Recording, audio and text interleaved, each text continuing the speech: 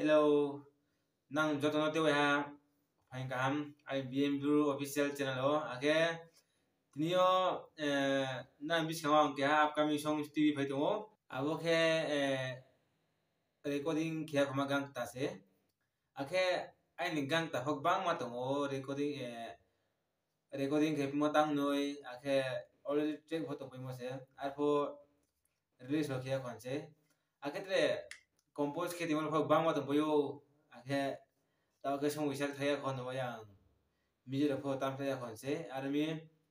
bis kan lai ni gang ta nang dili ma kha sanai dili ang update khenai armi na no ka kau kem thumule go se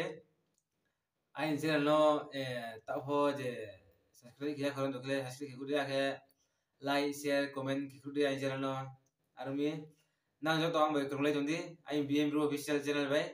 akhena ang no so ke di ta ho na no so ke ma betha cha ha puilan je to ano nang tu ke le kari ha ba khaksa ha armi ar pho nang te ano support ke di chunjo to support ke ne se ma mi ke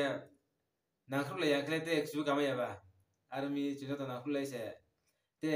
chu to se ne se armi nang no khaksa ha ta ho na ano support ke tum bo ye nang jo to no ai ni upcoming sung phai ma bang mo se wa lem chan har pa ya ar pho ta wa ni khun di khai ni music man kia ang nang no ke hai ni original voice be ki ang na ke am chak na nai abai upcoming gam se armi nang na tha phok na de pho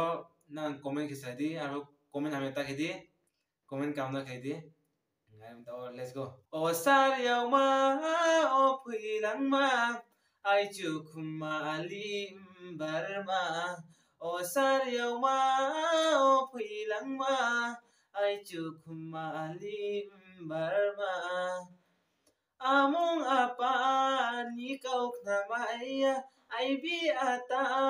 ni kau na maya among apa ni kau na maya ai bi ata ni kau na maya ya luiti mano pal mai phule ya luiti mano yarom phule o sar yau ma o phui lang ma ai chu khuma ali barma salha mo fo angle siruya hor ai mo fo angle siruya salha mo fo angle siruya hor ai mo fo